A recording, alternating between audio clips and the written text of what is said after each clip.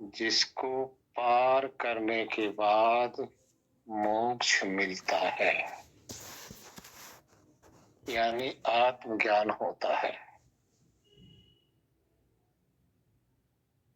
और मन के दूसरी तरफ जाओगे तो संसार मिल जाता है। मन के दूसरे छोर पे जाओगे तो आत्मा शुद्ध रूप से अपने स्वरूप में ठहर जाता है। मन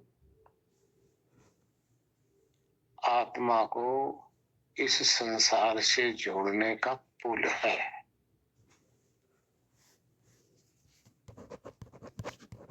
मन रूपी पुल को आप ध्वस्त कर दो, संसार से संबंध आपका हट जाएगा।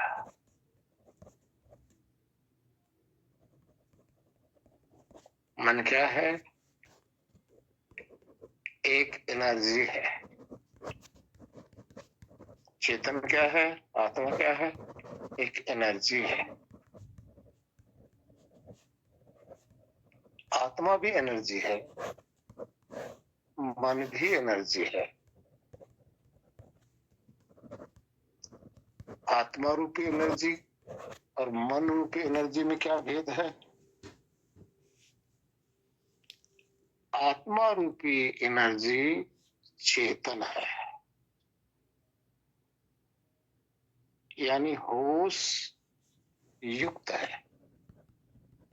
मन रूपी एनर्जी बेहोश युक्त है। होश युक्त एनर्जी को चेतन कहते हैं, बेहोश युक्त एनर्जी को जड़ कहते हैं। यहां समझ लो सब कोई, जड़ और चेतन में क्या भेद है? दोनों एनर्जी है, होश युक्त चेतन, बेहोश युक्त जड़। अब चेतन किसे कहते हैं? चेतन का अर्थ जो सचेत रहता है, सचेत, अलर्ट, सावधान, ज्ञानवान, जानना, इस सामर्थ्य से जो संपन्न है उसको चेतन कहते हैं। जो बेहोश है, जड़ है, जिसमें जानने का स्वभाव ही नहीं है, जो कुछ भी समझ न सके, जिसमें होश नाम की कोई चीज ही नहीं है, जो अनुभव न कर सके, उसको जड़ बोलते हैं। ठीक है, ये तो समझ आ गया होगा। अब उसी एनर्जी से रचित ये हमारा मन है, जो जड़ एनर्जी है उसी से रचित हमारा मन है, जिसमें न्यूट्रॉन, प्रोटॉन, इलेक्ट्रॉन, सत्व, रज, तम, इसी एनर्जी से रचित हमारा ये मन है। मन अति सूक्ष्म है। मन हमारा उपकरण है। ध्यान देना, यहां उपकरण का अर्थ समझ लेना। एक करण, दूसरा उपकरण।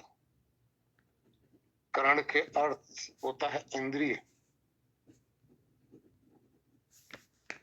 और मन भी करण है, ये भी इंद्रिय है। लेकिन इसमें विचार करो, मन उपकरण का अर्थ अंदर की इंद्रिय है, अंतर इंद्रिय है, अंदर काम करती है।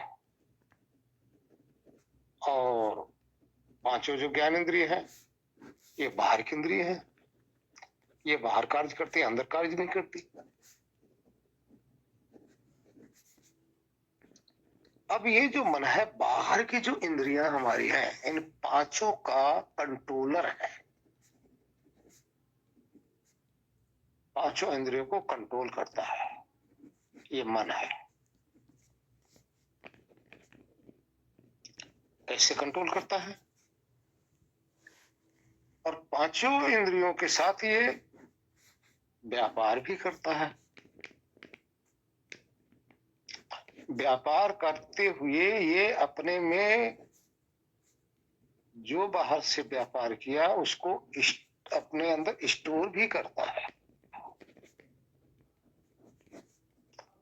जब ये स्टोर करता है तो बाद में ये आराम से इसके अंदर जो स्टोरेज के अंदर स्टोर है उसको दिखाता भी है,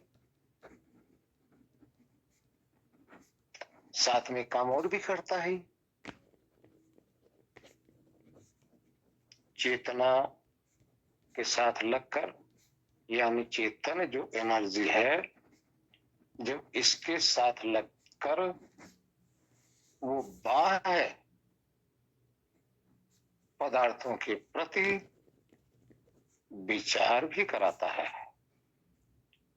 आत्मा इसके संग लगकर विचार करता है, यानी संकल्प और विकल्प उठते हैं। लेकिन ध्यान रहे, संकल्प विकल्प अपने आप नहीं उठते,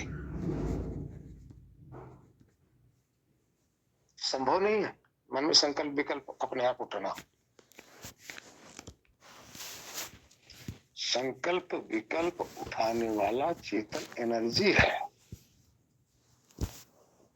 और जहां से उठता है वो मन है। मन के संग जब चेतन लगता है तो संकल्प विकल्प उठाता है। अब वो चेतन अज्ञानता बस ये समझ लेता है कि मेरे मन में हो रहा है, मेरे मन में ऐसा उठ रहा है। नहीं, बिना उठाए ये मन के अंदर आ ही नहीं सकता। इस मन के अंदर सिर्फ एक चीज आती है, जो संस्कार है वो बिना उठाए उठता है। जो आपने स्टोर में इकट्ठा कर लिया वो बिना उठाए उठेगा। आप उसको प्रयत्न करोगे हटाने का, तब भी नहीं हटेगा। आप हटने की कोशिश करोगे तब भी नहीं हटेगा, क्योंकि आपने स्टोर कर लिया है। लेकिन जो संकल्प विकल्प करते हो ये आपकी वासना के द्वारा होता है। संकल्प विकल्प, वासना किस में है? चेतन में है। वासना क्या है पहले समझो। यहाँ ये विकल्प पूजन पैदा हो जाते नहीं मन के अंदर, तो वासना होगी, आत्मा में तो होती नहीं। वासना का अर्थ होता है संस्कार दो जगह विद्यमान होते हैं। दो प्रकार के संस्कार होते हैं। एक संस्कार होता है अनुभवात्मक, और दूसरा संस्कार होता है वृत्त्यात्मक। इसको समझो आप लोग जरा गौर से, काफी संशय आप लोगों का हट जाएगा आत्मा और मन के प्रति। अनुभवात्मक संस्कार उसे कहते हैं जो सुख और दुख रूप में जाना गया हो। ये न शब्द में आता है, न रस में आता है, न रूप में आता है, न गंध में आता है, न स्पर्श में आता है। ध्यान दो, शब्द रस रूप गंध स्पर्श, इससे हटकर संस्कार है अनुभव किया हुआ, यानी जाना गया है। वो कैसे जाना गया है? अनुकूल या प्रतिकूल। जो अनुकूल चेतन को लगा, आपको लगा, उसको सुख कहा जाता है। जो आपको प्रतिकूल लगा उसको दुख कहा जाता है। ये संस्कार आत्मा के अंदर विद्यमान हो जाते हैं और इसी के अनुसार आत्मा के अंदर एक वासना प्रकट हो जाती है पुनः इसको प्राप्त करने के लिए, पुनः दोबारा उसको भोगने के लिए ये वासना प्रकट हो गई है। सुख है तो इस सुख का संस्कार उसके अंदर अनुभव आ गया आत्मा के अंदर। अब उसी सुख को याद करके पुनः उसकी पुनरावृत्ति करने के लिए अब आत्मा मन के संग लगेगा। ध्यान देना, अब मन के संग लगेगा। मन के संग लगने के बाद में अब मन के द्वारा विचार करेगा। ध्यान रखना, विचार करेगा। विचार क्या है? रिपीट। किसको? अपनी वासना को, अनुभव को, जो उसने सुख दुख रूप में अनुभव किया है, ये वासना रूप में उसके अंदर विद्यमान हो गई। और फिर मन के द्वारा, मन की यंत्र है, ध्यान रखना, आत्मा चेतन है, मन बेहोश रूपी यंत्र है, लेकिन फिर भी इससे विमर्श करेगा। इसके संग लगने के बाद में क्या उसके पास आएगा? तो अब ये मन के अंदर 5 प्रकार की संस्कार होते हैं। वो क्या है? शब्द, रस, रूप, गंध और स्पर्श। और आत्मा में क्या है? अनुभव। और मन में क्या है? शब्द, रस, रूप, गंध, स्पर्श। तब ये मन के द्वारा वो आत्मा जो वासना इसके अंदर से प्रकट हो रही है, अब मन इसको उसका आकार दिखाने लग जाएगा जिसका भोग किया है, रूप भी दिखाने लग जाएगा, गंध भी अनुभव कराने लग जाएगा, स्पर्श भी अनुभव कराने लग जाएगा, क्योंकि किया है। और फिर आत्मा उसी में मग्न हो जाएगा। अब यहां बिना पदार्थ की आत्मा भोगने लग गया उस वस्तु को अपनी वासना के अनुसार। जब मन में भोगने लग जाता है, फिर उसके बाद में मन को आज्ञा देता है कि वहां ले चलो।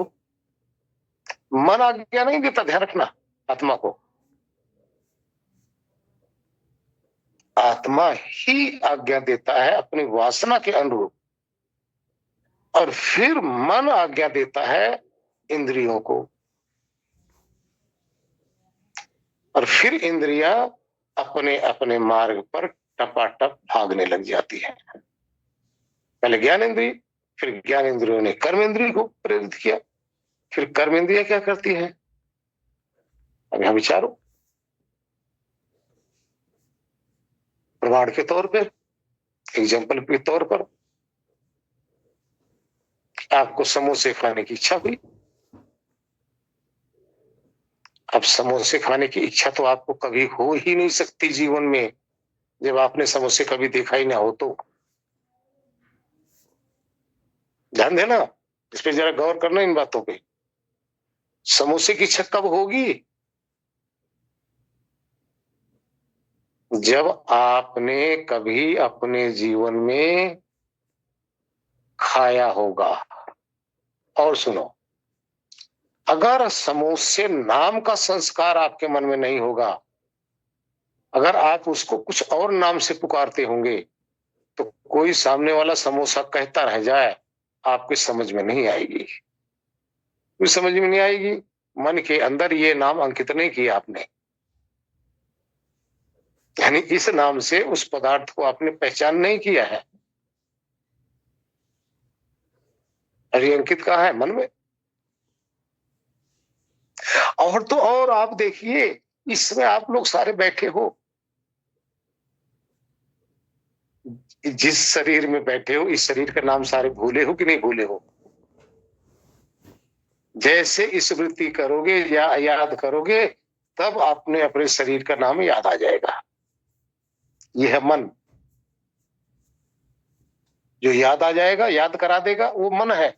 और जिसको याद आ जाएगा वो आत्मा है। हाँ जी। अब उस समोसे का संस्कार का जो स्वाद है, उसके अनुरूप ये वासना पैदा होगी, आत्मा में प्रकट हो गई। अब दोबारा उसको समोसा खाना है। अब मन के संग आएगा, तो मन के साथ लगकर सब कुछ जानकारी हासिल कर लेगा। यानी समोसे का पूरा स्वाद, उसका आकार, उसका रंग रूप, उसका स्वाद यानी गंध सब अनुभव करने लग जाएगा, क्योंकि मन के अंदर ये सारा विद्यमान है। फिर मन को आज्ञा देगा कि मुझे खाना है। आत्मा आप ही आज्ञा दोगे।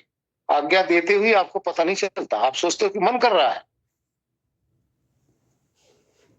हम लोग क्या काम करते हैं कि अपनी अज्ञानता को इस मन के ऊपर मढ़ देते हैं,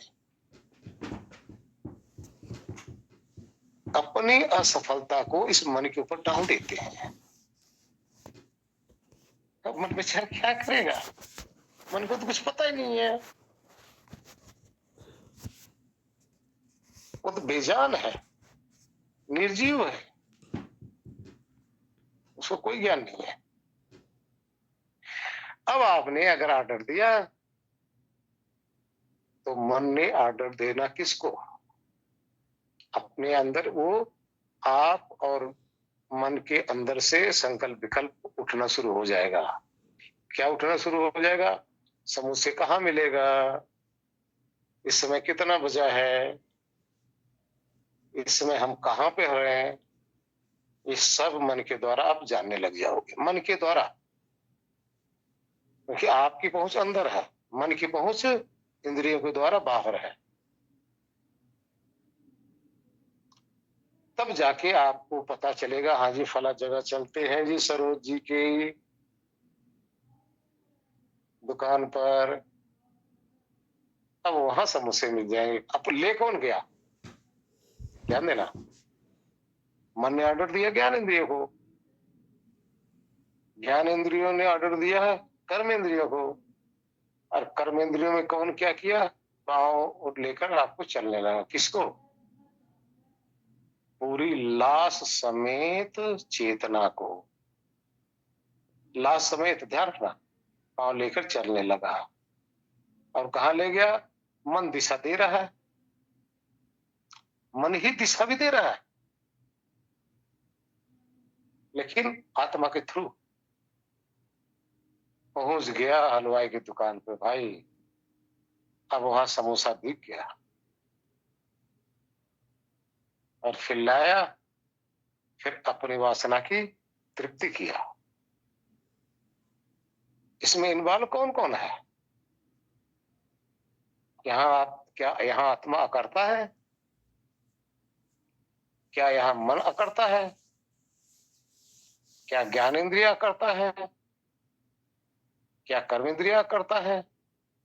कौन इसमें करता है, कौन अकर्ता है? ध्यान देना, आत्मा की इच्छा से ये सारी क्रिया हो रही है। आत्मा को छोड़कर बाकी सब ये यंत्र है, ये गाड़ी है। आत्मा ही ड्राइवर है,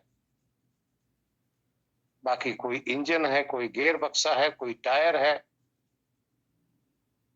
कोई बॉडी है, वो सब निर्जीव है। लेकिन सब उस दुकान पर ले जाने के साधन है। किस लिए साधन है? आत्मा की वासना की पूर्ति के लिए।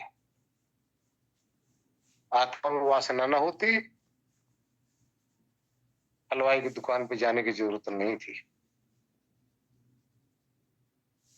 अगर उसी समय अपनी वासना को शांत कर लेता, तो जितनी भी प्रक्रिया हुई, जितना कर्म हुआ, सब शांत हो जाता, समाप्त हो जाता, जरूरत नहीं थी। इस तरह से कर्म होते हैं और इस तरह से मन इंद्रियों को प्रेरित करता है। अब आ गया, ये फिर दोबारा देख लेते हैं। जिस समय मन इंद्रियों के संग लगता है, तब यहां से प्रमाण वृत्ति प्रकट होती है। वृत्ति का अर्थ होता है व्यापार, डायरेक्ट जब होता है, तो यहां से जो जो अनुभव हो रहा बाहर से, इसको वृत्ति कहा जाता है। ये अंदर स्टोरेज में इकट्ठी होने लग जाती है। अब चलो बैठो सब कोई, इस मन को देखा जाए, मन को जरा पहचाना जाए। पहली क्रिया शुरू करो। अपनी आंखों को किसी भी रूप पे टिका दीजिए, लाइट जलाकर किसी भी रूप पे, छोटे रूप पे आप लोग टिका दीजिए। एक टक उसको देखने लग जाइए। हाँ जी, लग गए आप लोग? हाँ जी। अपनी दृष्टि को, इस आंखों को ध्यान रखना, आंखें हिलने न पाए और आंख बंद न होने पाए। आंसू आते हैं, आने देना 3 मिनट तक। अभी मन दिखा रहा हूं आपको।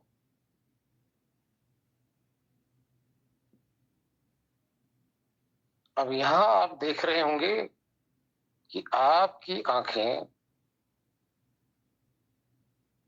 उस बिंदु पर, जो आपने केंद्र बिंदु पे लगाया हुआ है, वहां पे टिकी हुई है।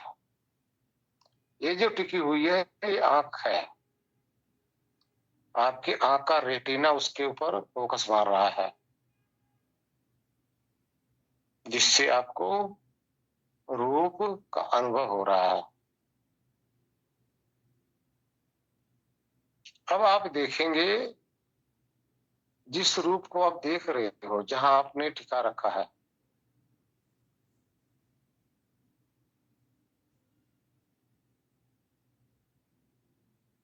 ध्यान रखना, एक टक देखते रहो।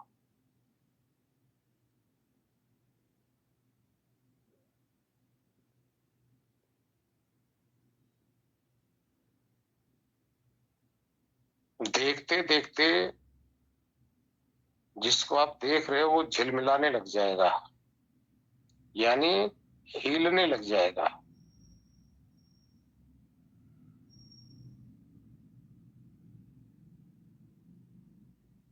अधिक समय लगेगा। जो एक आप देख रहे हो, एक का दो, दो का तीन, तीन का चार दिखने लग जाएगा। पहले झिलमिलाएगा। आंख बंद नहीं करना।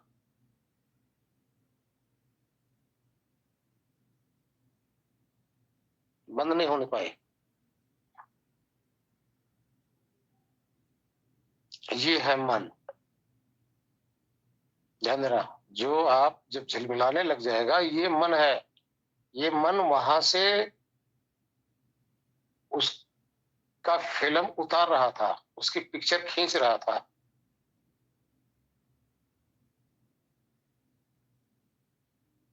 अनुभव करते रहो।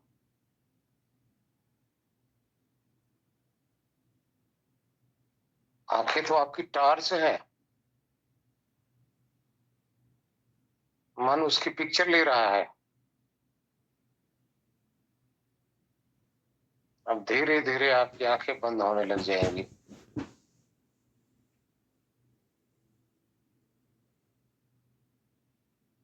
धीरे धीरे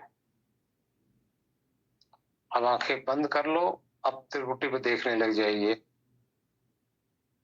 अब वो जो मन वहां झिलमिला रहा था, किस लिए? वो एकाग्रचित हो रहा था। एकाग्रता के कारण से अब वो चित्र आप त्रुटि में आप देख सकते हो, उसी को जिसको आप देख रहे थे उसको आप त्रुटि में देख सकते हो, वो चित्र।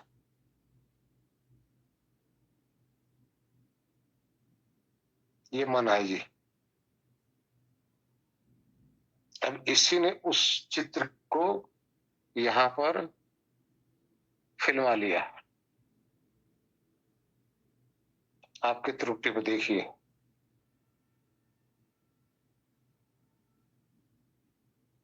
अब वहां से इसने खींच लिया। अब ये हो गया संस्कार, यानी उस चित्र की वृत्ति हो गई है। अब ये आपके अंदर पड़ा रहेगा।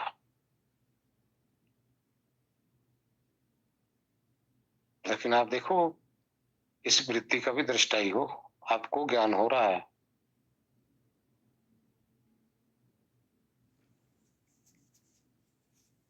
आपको अनुभव हो रहा है,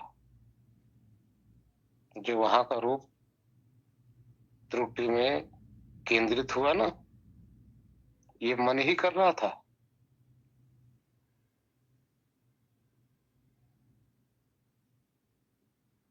वृत्ति न चले तो जिसको आप शून्य कहते हो, ये मन है। वृत्ति रहे तो ये संस्कार है, किसमें है? मन में है।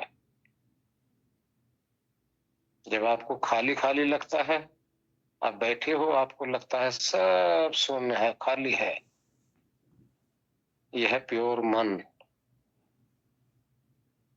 जब विचार चलने लग जाते हैं, उसी मन के अंदर, मन रूपी पर्दे पर आप विचार देखने लग जाते हैं। लेकिन इससे पीछे चेतन एनर्जी विद्यमान है, यही आप हो।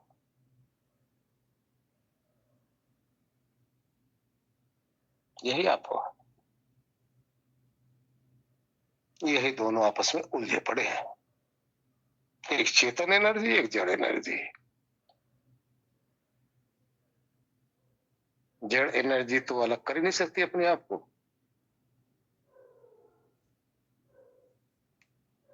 चेतन का ही स्वभाव है, उसको अलग करना है, उसी ने इससे छूटना है। वह इससे छूटते मुक्त हो गया, इसके लगते ही बंध गया, इसके साथ लगते ही। इतनी सी प्रक्रिया है, ज्यादा करेंगे बहुत लंबा समय हो जाएगा। इतनी सी प्रक्रिया है। हरिओम। हाँ जी सारिका जी।